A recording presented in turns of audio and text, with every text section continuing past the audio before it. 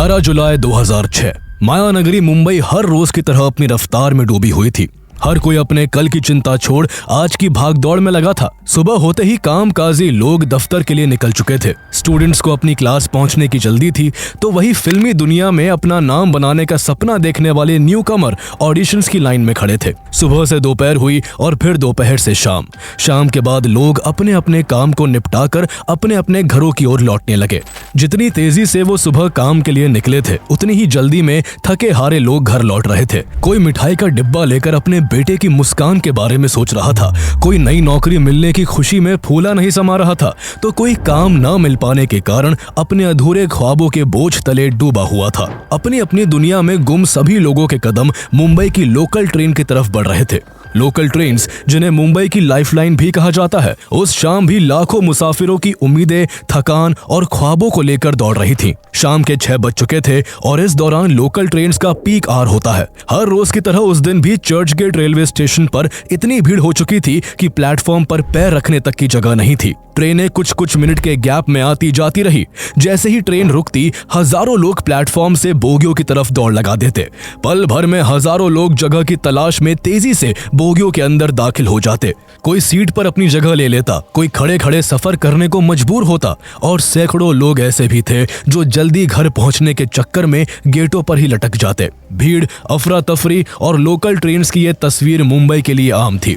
लेकिन कुछ मिनटों के गैप पर जब अपने अपने समय से ट्रेन एक लंबा हॉर्न देकर प्लेटफॉर्म को छोड़ने लगी, तब किसी को जरा सा भी अंदाजा नहीं था कि आज ये ट्रेन तेज रफ्तार के साथ मौत की आगोश की तरफ बढ़ रही है। उस शाम 7 लोकल ट्रेन्स में 21 लोग ऐसे भी सवार थे जिनके मंसूबे ठीक नहीं थे। उनके हाथ में ब्लैक कलर का एक बैग था। साधारण से दिखने वाले इस बैग के भीतर मौत की वो खामोश आग छिपी थी जो अगले कुछ ही मिनटों में सैकड़ों लोगों की जिंदगी को राख कर देने वाली थी। इन सच से अनजान लोग ट्रेनों में अपने पूरे दिन की खट्टी मीठी यादों को एक दूसरे से शेयर कर रहे थे। खचाखच भरी होने के बाद भी इन लोकल ट्रेनों में हल्का और खुशनुमा माहौल था। कुछ ही देर में अगले स्टेशनों पर जैसे ही ये ट्रेनें रुकी, हजारों लोगों के साथ वो सभी मौत के सौदागर भी चुपचाप उतर जाते हैं और तेज कदमों के साथ स्टेशन छोड़कर भाग निकलते हैं। ट्रेनें एक बार फिर से अपने अगले स्टेशनों की ओर बढ़ जाती हैं। इन्हीं ट्रेनों में से एक ट्रेन जैसे ही सेंटा क्रूज स्टेशन के पास पहुंचने वाली होती है,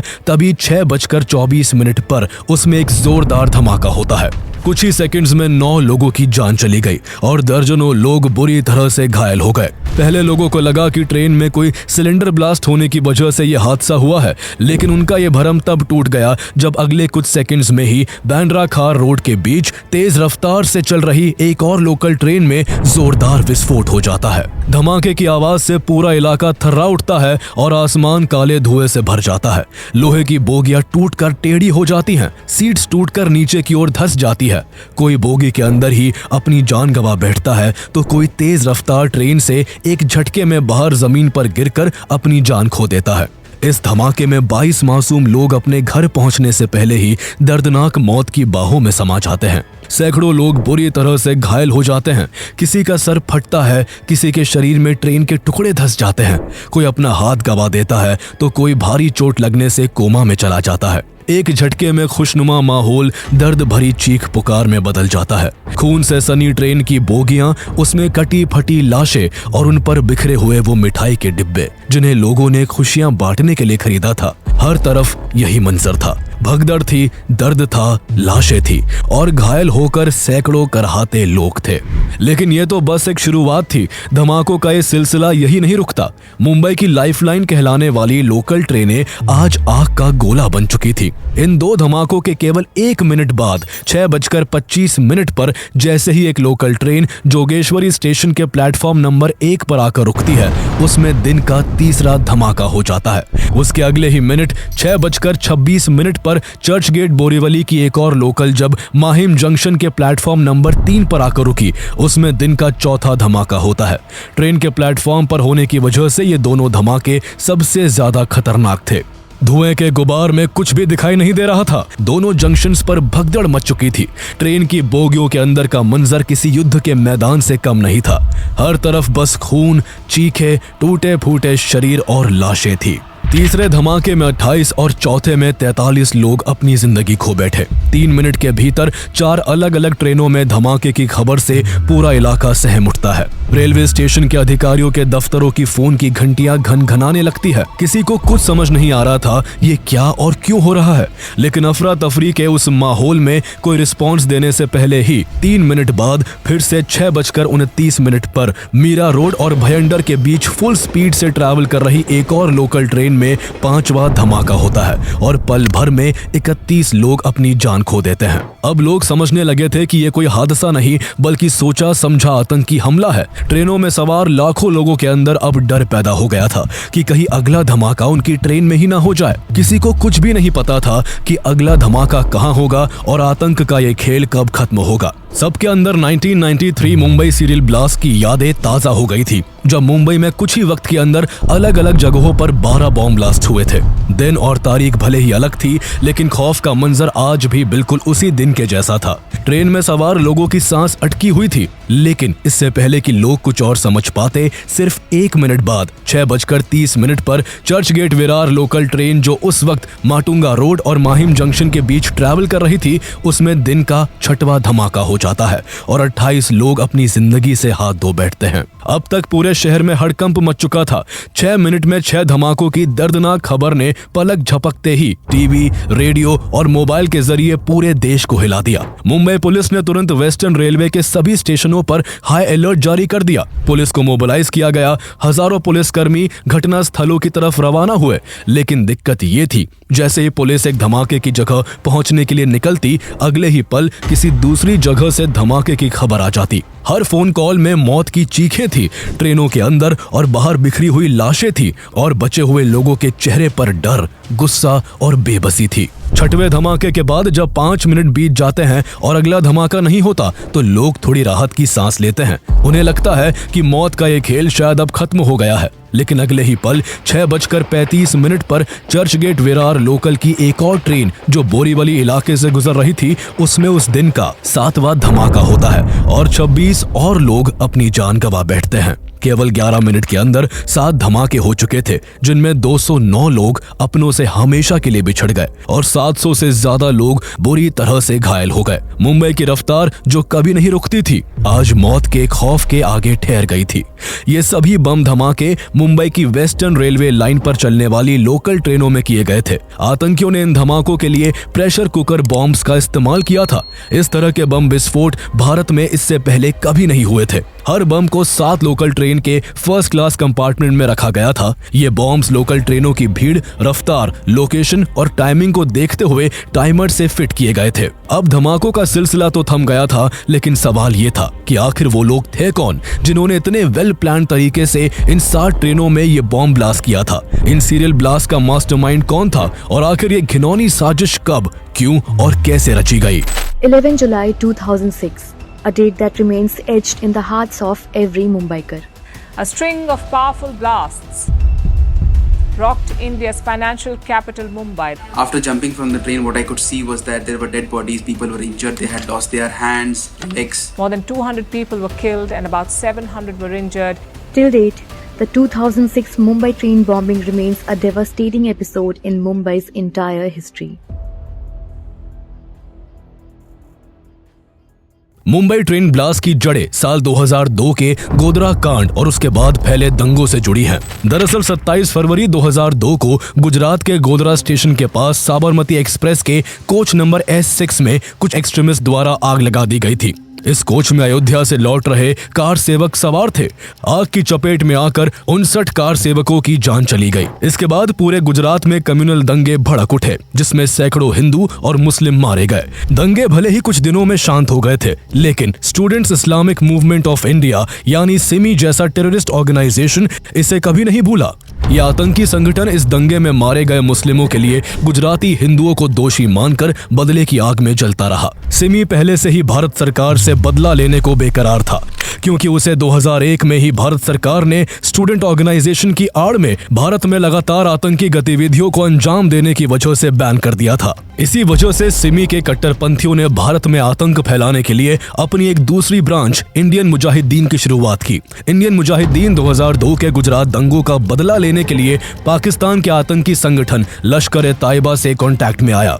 लश्कर-ए-तायबा भी गुजरात दंगों का बदला लेना चाहता था। इसकी प्लानिंग प्लॉटिंग के लिए गुजरात दंगों के कुछ महीने बाद इंडियन मुजाहिदीन का एक मेंबर फैजल शेख लश्कर-ए-तायबा के बुलावे पर पाकिस्तान जाता है। वो करीब 2 साल तक पाकिस्तानी आतंकियों के बीच रहता है और वहाँ लश्कर के कैंप में रहकर आतंक की पूरी ट्रेनिंग लेता है। उसके अंदर भारत के लिए इस कदर नफरत भर चुकी थी कि वो जल्दी से जल्दी भारत पर हमला करके हजारों लोगों की जान लेने को व्याकुल हो रहा था। इसी नफरत और आतंक की बुनियाद पर पाकिस्तान में मुंबई ट्रेन बॉम्बिंग्स की घिनौनी साजिश रची जाती है। लश्कर-ए-तायबा इंडियन मुजाहिदीन के साथ मिलकर मुंबई की लोकल ट्रेन्स को निशाना बनाकर मुंबई की कमर तोड़ना चाहता था, लेकिन इतने बड़े प्लान के लिए उसे फैजल शेख की तरह कुछ और भारतीय मुस्लिम कट्टरपंथियों की जरूरत थी। इसलिए 2004 में लश्कर-ए-तायबा ने फैजल शेख को वापस भारत भेजकर भारत से कुछ और लड़कों को पाकिस्तान भेजने को कहा। लश्कर-ए-तायबा के आदेश पर फैजल भारत लौटकर अपने भाई मुजम्मिल, डॉक्टर तनवीर, सुहेल मोहम्मद शेख, जमीर रहमान शेख,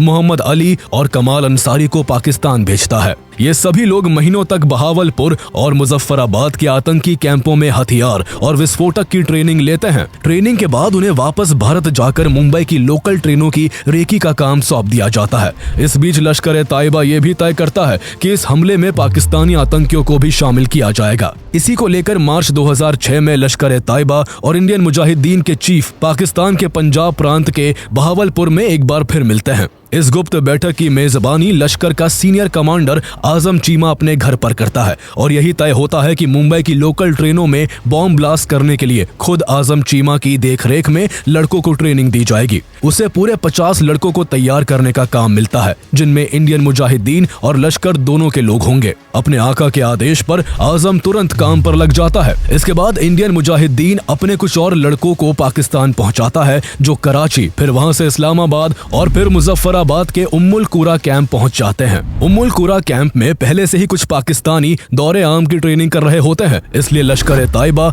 इंडियन मुजाहिदीन के सदस्यों को उनसे अलग रखता है और उन्हें सख्त हिदायत देता है कि वो यहाँ एक पाकिस्तानी बनकर ही रहे और किसी को पता ना चलने दे कि वो भारत से आए हैं। इसके बाद उन सभी की बेसिक ट्रेनिंग शुरू होती है, जिसमें सभी को AK-47 के साथ साथ लाइट मशीन गन चलाना भी सिखाया जाता है। जब सभी लड़के राइफल चलाने में मास्टरी हासिल कर लेते हैं, तब उन्हें ग्रेनेड फेंकना सिखाया जाता है। उम्मुल कुरा में करीब 2 महीने की बेसिक ट्रेनिंग के बाद इन सभी लड़कों को एडवांस ट्रेनिंग के लिए आजम चीमा मई 2006 में बहावलपुर के आतंकी कैंप में शिफ्ट करता है। बहावलपुर कैंप में इन्हें एक्सप्लोजिव बनाने और उसमें टाइमर लगाकर धमाका कराना सिखाया गया। इस दौरान उन्हें सबसे खतरनाक एक्सप्लोजिव्स जैसे C3, C4 और TNT को भी हैंडल करना सिखाया गया। जब ये लड़के एक्सप्लोजिव बनाने में एक्सपर्ट हो जाते हैं, तो उनकी टेस्टिंग के लिए उनसे छोटे छोटे धमाके करवाए जाते हैं। कुछ महीनों की पूरी ट्रेनिंग के बाद इंडियन मुजाहिदीन के आतंकी भारत लौट आते हैं। अब तक भारत में हमला करने के लिए पाकिस्तान के भी 9 आतंकियों को फुल ट्रेनिंग दे दी गई थी। जुलाई के शुरुआती दिनों में लश्कर-ए-तायबा के 9 आतंकी 2 ग्रुप में बंटकर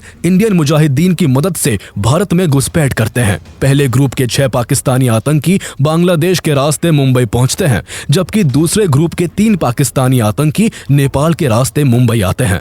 मुंबई पहुंचने पर इन 9 पाकिस्तानी आतंकी के रहने का इंतजाम वही फैजल शेख करता है, जो 2004 में पाकिस्तान से ट्रेनिंग लेकर भारत लौटा था। फैजल इनमें से कुछ को मुंबई के मलाड इलाके में तो कुछ को बांद्रा, बोरीवली और मुंब्रा इलाके में रखता है। सभी को बड़ी चालाकी से middle and lower class Muslim localities में ठहराया गया था, ताकि कुछ गड़बड़ होने पर मुंबई के इन लोकल मुस्लिम्स को जिहाद के नाम पर आसानी से बहलाया जा सके।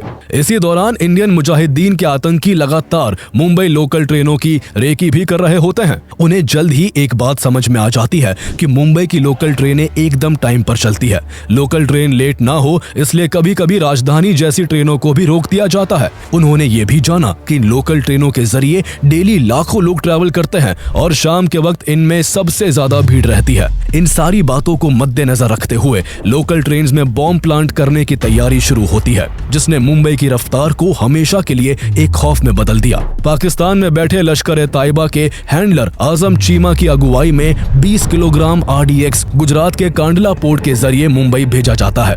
इसके बाद साबू सिद्दीकी हॉस्पिटल में काम करने वाला Unani doctor Tanvir Ansari 20 kilogram ammonium nitrate का मुंबई में ही इंतजाम कर लेता है। इस बीच आजम चीमा लगातार फैजल शेख से फोन पर संपर्क में रहता है। वो उसे फोन पर ही आगे की प्लानिंग की ब्रीफिंग देता रहता है कि कब क्या करना है, कैसे करना है। इस पूरी साजिश की फंडिंग भी बेहद सिस्टमैटिक तरीके से की जाती है। हवाला के जरिए इस हमले में होने वाले खर्चे के लिए फैजल शेख को बीच बीच में पैसा भी भेजा जाता है, जिसमें कुछ रकम सऊदी अरब से रिजवान डावरे और दुबई से राहिल उताउर रहमान शेख के जरिए भी आती है। इसके बाद एक्सप्लोजिव बनाने का काम शुरू होता है। सांता क्रूज की 2 अलग अलग दुकानों से 5 लीटर के 8 प्रेशर कुकर खरीदे जाते हैं। फिर इन प्रेशर कुकरों को RDX और अमोनियम नाइट्रेट समेत गोवंडी में शेख मोहम्मद अली के घर पहुंचा दिया जाता है, जहां मौत के सामान को तैयार किया जाने वाला था। हर कुकर में 2 किलो RDX और 3.5 किलो अमोनियम नाइट्रेट को मिलाया गया। इन दोनों के मिक्सचर से विस्फोटक क्षमता 3 गुना तक बढ़ जाती है। लेकिन मकसद सिर्फ धमाका करना नहीं था, बल्कि ज्यादा से ज्यादा लोगों को मारना था। इसलिए हर प्रेशर कुकर में लोहे की धारदार कीलें भरी गई, ताकि धमाके के वक्त वो गोलियों की तरह उड़कर हर शरीर को छलनी कर दे। इसके बाद तीनों चीजों को अच्छे से मिलाकर पैक किया गया। फिर उसमें डेटोनेटर और टाइमर सेट किया गया, ताकि सब कुछ तय वक्त पर बिना किसी चूक के फट सके। जब सभी प्रेशर कुकर बॉम्ब तैयार हो गए तो उन्हें बांद्रा में फैजल शेख के घर लाया गया, जहां से उन्हें अटैक वाले दिन रवाना किया जाना था। मुंबई को दहलाने के लिए 11 जुलाई 2006 की तारीख चुनी गई। ट्रेन हुए 50 आतंकियों में से 21 को इस काम के लिए सेलेक्ट किया गया। तय हुआ कि 21 लोग 7 ग्रुप में बंटकर चर्च गेट से खुलने वाली 7 लोकल ट्रेन को निशाना बनाएंगे। हर ट्रेन के फर्स्ट क्लास कंपार्टमेंट में एक प्रेशर कुकर बम रखा जाएगा, क्योंकि यही वो डिब्बे थे जिनमें मुंबई में रहने वाले अधिकतर गुजराती सफर करते थे। और इस तरह आतंकी संगठन इस हमले में ज्यादा से ज्यादा गुजरातियों की हत्या करके 2002 गुजरात दंगे का बदला लेना चाहते थे। लेकिन प्लानिंग यही नहीं रुकी। हर प्रेशर कुकर बम उस ट्रेन में रखा जाना था जिसके पीछे कम से कम 2 ट्रेनें और चल रही हो, ताकि धमाके के बाद न सिर्फ जाने जाए बल्कि रेस्क्यू तक पहुंचने का रास्ता भी बंद हो जाए। साथ ही ये भी तय किया गया कि सभी 7 टारगेटेड ट्रेनें धमाके के वक्त 50 किलोमीटर के दायरे में ट्रैवल कर रही हो, ताकि एक लिमिटेड एरिया के अंदर ज्यादा से ज्यादा आतंक का खौफनाक मंजर कायम हो सके। सब कुछ प्लान हो जाने के बाद 11 जुलाई 2006 का दिन आ जाता है। 11 जुलाई की शाम करीब 4 बजे 21 आतंकी 7 ग्रुप्स में डिवाइड हो जाते हैं। हर ग्रुप में 2 भारतीय और 1 पाकिस्तानी आतंकी शामिल था। हर ग्रुप को एक ब्लैक बैग सौंपा गया, जिसमें एक्सप्लोजिव से भरा एक प्रेशर कुकर रखा था। इसके बाद सभी 7 ग्रुप्स बांद्रा से अलग अलग टैक्सी लेकर चर्च गेट स्टेशन की ओर निकल जाते हैं और शाम के करीब 5:15 पर चर्च गेट स्टेशन पहुंच जाते हैं। वहां पहुंचकर सबने पहले से तय और पहचान रखी उन ट्रेनों का इंतजार किया जो नॉर्थ की ओर जाने वाली थी। जैसे जैसे यहाँ ट्रेन आती जाती रही, आतंकी चुपचाप पहले से तय की गई अपनी अपनी ट्रेन में भीड़ के साथ सवार हो जाते हैं। ट्रेन में चढ़ते ही प्रेशर कुकर बॉम्ब से भरे बैग को फर्स्ट क्लास के ओवरहेड लगेज रैक पर रख दिया गया, ठीक उसी तरह जैसे कोई आम मुसाफिर अपना बैग रखता है। प्रेशर कुकर में पहले से टाइमर सेट किया गया था, इसलिए ये आतंकी बिना किसी जल्दबाजी के अपनी अपनी ट्रेन के अगले स्टेशनों पर उतरकर भीड़ में ऐसे गायब हो गए जैसे कुछ हुआ ही ना हो। लेकिन भीड़ भाड़ और अफरा तफरी में उन 21 आतंकियों में से एक पाकिस्तानी आतंकी ट्रेन से उतर नहीं पाया और वही उसकी आखिरी सवारी साबित हुई। इसके बाद 6:24 पर 2 अलग अलग ट्रेनों में जोरदार धमाका होता है। स्टेशन, प्लेटफॉर्म और डिब्बों में एक साथ चीख पुकार मच गई। लोग समझ ही नहीं पाए कि हुआ क्या है, लेकिन अगला झटका आने में ज्यादा वक्त नहीं लगा। अगले 10 मिनटों में 5 और धमाके हुए। इस तरह से उस दिन 7 अलग अलग ट्रेनों में केवल 11 मिनट के अंदर पूरे 7 धमाके हुए, जिनमें 209 लोग अपनी जान गंवा बैठे और 700 से भी ज्यादा लोग बुरी तरह जख्मी हो गए। कुछ के हाथ पांव उखड़ गए, कुछ अपनी आंखें खो बैठे और कुछ जिंदगी भर के लिए अपाहिज हो गए। इन बम धमाकों में मारे गए 209 लोगों में एक पाकिस्तानी आतंकी भी था, जो अपने ही रखे बम के साथ ट्रेन में ही रह गया था। मुंबई की 7 लोकल ट्रेनों में हुए इस सिलसिलेवार धमाकों ने पूरी मुंबई को हिला कर रख दिया था। जैसे ही धमाकों की खबर फैली, मुंबई पुलिस की गाड़ियां घटना स्थलों की ओर दौड़ पड़ी। पूरे शहर में सायरन की आवाजें गूंजने लगी। शुरुआत में लोग और पुलिस दोनों यही मानकर चल रहे थे कि शायद किसी ट्रेन में सिलेंडर फटा है, लेकिन जब कुछ ही मिनटों के अंदर एक के बाद एक 7 धमाके हुए तो 1993 के सीरियल बम ब्लास्ट की यादें ताजा हो गई। 11 मिनट बाद धमाकों का सिलसिला पूरी तरह से थम चुका था, लेकिन लेकिन उसके बाद भी ट्रेनों में सवार लोग सहमे हुए थे। किसी को नहीं पता था अगला धमाका कब और कहां हो सकता है और कौन अपनी जान गंवा बैठेगा। जैसे ही खबर केंद्र सरकार तक पहुंची, महाराष्ट्र और देश के सभी बड़े शहरों को हाई अलर्ट पर रख दिया गया। मुंबई के दोनों एयरपोर्ट्स पर सिक्योरिटी बढ़ा दी गई। वेस्टर्न रेलवे लाइन को पूरे एक दिन के लिए बंद कर दिया गया। तब ये पहली बार था जब मुंबई की इस सबसे बिजी लाइन को पूरे दिन के लिए बंद किया गया था। सरकार ने तुरंत इमरजेंसी हेल्पलाइन नंबर जारी किए ताकि लोग अपने परिजनों की खबर ले सके। घायलों को फौरन इलाज दिलाने के लिए रेस्क्यू टीमें एक्टिवेट की गई। इसी बीच मुंबई पुलिस सभी 7 ब्लास्ट साइट्स पर पहुंचकर हमले की जांच शुरू कर चुकी थी, लेकिन अब तक उनके हाथ कोई सुराग नहीं लगा था। मामले की गंभीरता को देखते हुए हमले के कुछ घंटे बाद ही महाराष्ट्र गवर्नमेंट ने इस केस की जांच की जिम्मेदारी एंटी टेररिज्म स्क्वाड ATS को सौंप दी। ATS चीफ KP रघुवंशी ने फैसला किया कि Mumbai police commissioner AN Roy के साथ कोऑर्डिनेट करके इस हमले की जांच को आगे बढ़ाया जाएगा। उन्होंने 7 टीमें बनाई। हर धमाके वाली जगह के लिए एक डेडिकेटेड टीम थी। इन टीमों को सदाशिव पाटिल, सुनील देशमुख, दिनेश अग्रवाल, भीमराव राठौर, प्रसाद खांडेकर, अरविंद बोडकर और इकबाल शेख जैसे सीनियर ऑफिसर्स लीड कर रहे थे। सभी टीमें अपनी अपनी असाइन लोकेशन पर पहुंच गई और वहां के चप्पे चप्पे को खंगालना शुरू कर दिया। लेकिन इन सब में ATS को भारी दिक्कतों का सामना करना पड़ रहा था, क्योंकि उस समय मॉनसून का समय था और मुंबई में भारी बारिश हो रही थी, जिससे घटनास्थल के आसपास काफी पानी जमा था। इसके बावजूद बॉम्ब डिटेक्शन और डिस्पोजल स्क्वाड की टीम अपने 20 ऑफिसर्स, 50 कांस्टेबल और 5 खोजी कुत्तों की मदद से रात भर जांच करती रही। आखिरकार काफी मेहनत के बाद पहली सफलता जोगेश्वरी ब्लास्ट साइट पर मिली, जहां bomb detection and disposal squad की टीम को एक प्रेशर कुकर का हैंडल मिला।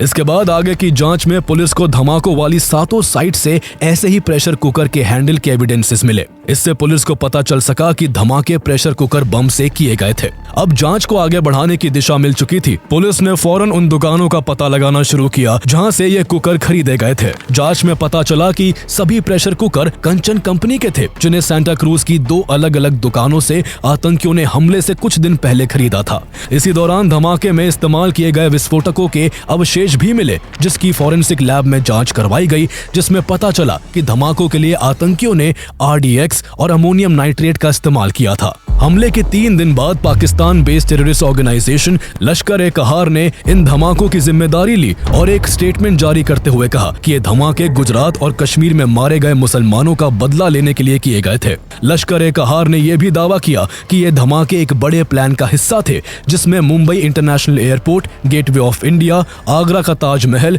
और दिल्ली का लाल किला भी पॉसिबल टारगेट्स थे। लश्कर-ए-कहार लश्कर-ए-ताइबा का ही एक ग्रुप है। इस हमले की जिम्मेदारी लश्कर-ए-कहार के लेते ही ATS के कान खड़े हो गए। ATS ने फौरन अपनी जांच का दायरा बढ़ाया और RNAW और IB जैसी इंटेलिजेंस एजेंसी की मदद ली। मुंबई के कई इलाकों में छापेमारी की गई। कुछ सस्पिशियस लोगों के फोन इंटरसेप्ट किए गए। कुछ ही दिनों में करीब 400 लोगों को हिरासत में लिया गया। लेकिन अब भी इस हमले के रियल कल्प्रिट्स पुलिस की पहुंच से बाहर थे। इसी बीच IB को अपनी खुफिया जांच में कमाल अंसारी नाम के एक शख्स पर इस हमले में शामिल होने का शक हुआ। इसके बाद उसकी लोकेशन को लगातार ट्रैक किया जाने लगा। 18 जुलाई को कमाल अंसारी ने जैसे ही अपने बहनोई मुमताज चौधरी से फोन से कांटेक्ट किया, पुलिस ने तुरंत उसकी लोकेशन ट्रेस कर ली। उस समय कमाल अंसारी बिहार की मधुबनी जिले के बसुपट्टी इलाके में था। उसे अरेस्ट करने के लिए ATS की एक टीम तुरंत बिहार के लिए रवाना हो गई और कुछ दिनों के बाद कमाल अंसारी को मधुबनी के बसुपट्टी से गिरफ्तार कर लिया गया।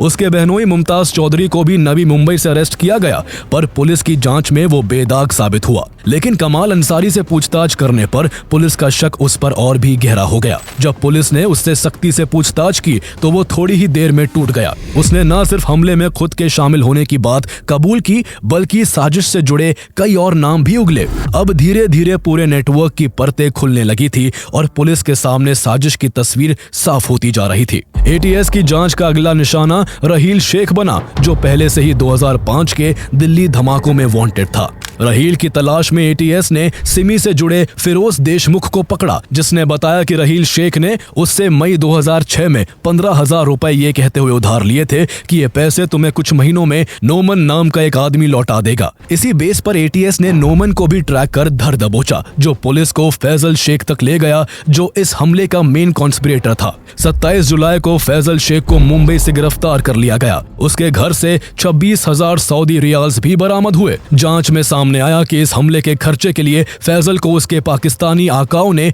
हवाला के जरिए करीब 60 लाख रुपए दिए थे। आगे पुलिस ने इस हमले में शामिल फैजल के भाई मुजम्मिल, तनवीर अंसारी और एहतेशाम सिद्दीकी को भी गिरफ्तार कर लिया। इन दोषियों ने बताया कि साजिश की ट्रेनिंग और प्लानिंग पाकिस्तान में बैठे लश्कर ताइबा के आजम चीमा ने की थी। पुलिस फैजल शेख, कमाल अंसारी और एहतेशाम सिद्दीकी का बैंगलोर की फॉरेंसिक साइंसेज लेबोरेटरी में नार्को टेस्ट करवाती है। रिपोर्ट में सामने आया कि इस हमले में मारे गए एक शख्स की अनक्लेम्ड बॉडी पाकिस्तानी नागरिक सलीम की थी, जो इस हमले में शामिल 21 लोगों में से एक था। 4 महीने 29 दिन की लंबी जांच के बाद 30 नवंबर 2006 को ATS Maharashtra control of organised crime act MCOCA court में चार्जशीट दायर करती है। चार्जशीट में 30 लोगों को इस हमले का आरोपी बताया जाता है, जिसमें 13 पाकिस्तानी और 17 भारतीय थे। लेकिन इन 30 लोगों में से पुलिस केवल 13 लोगों को ही अरेस्ट कर पाती है।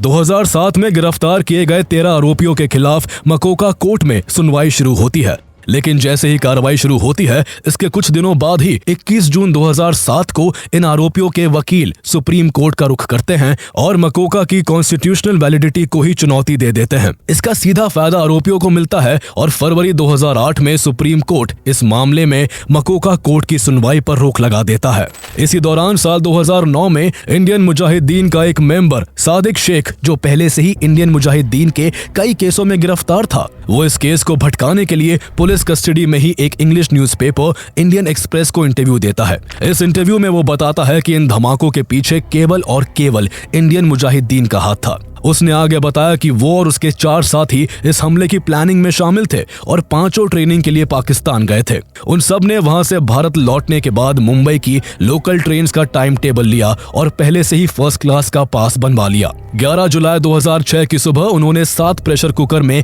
एक्सप्लोसिव भरकर टाइमर सेट किया। फिर तकरीबन 4 बजे पहले दादर और फिर चर्च गेट पहुंच गए, जहां से उन्होंने वहां ट्रेनों में बॉम्ब प्लांट कर दिए। लेकिन उसके इस बयान को कोर्ट में ज्यादा इंपॉर्टेंस नहीं मिली, क्योंकि उसका बयान ATS की जांच से मेल नहीं खाता था और वो बाद में अपने ही बयान से पलट गया। इसलिए कोर्ट में उसे हॉस्टाइल विटनेस यानी मुकरने वाला गवाह घोषित कर दिया गया, जो जांच को भटकाने की कोशिश कर रहा था। करीब 2 साल की देरी के बाद 23 अप्रैल 2010 को सुप्रीम कोर्ट ने मकोका कोर्ट पर लगी रोक हटा ली और सुनवाई दोबारा शुरू हुई।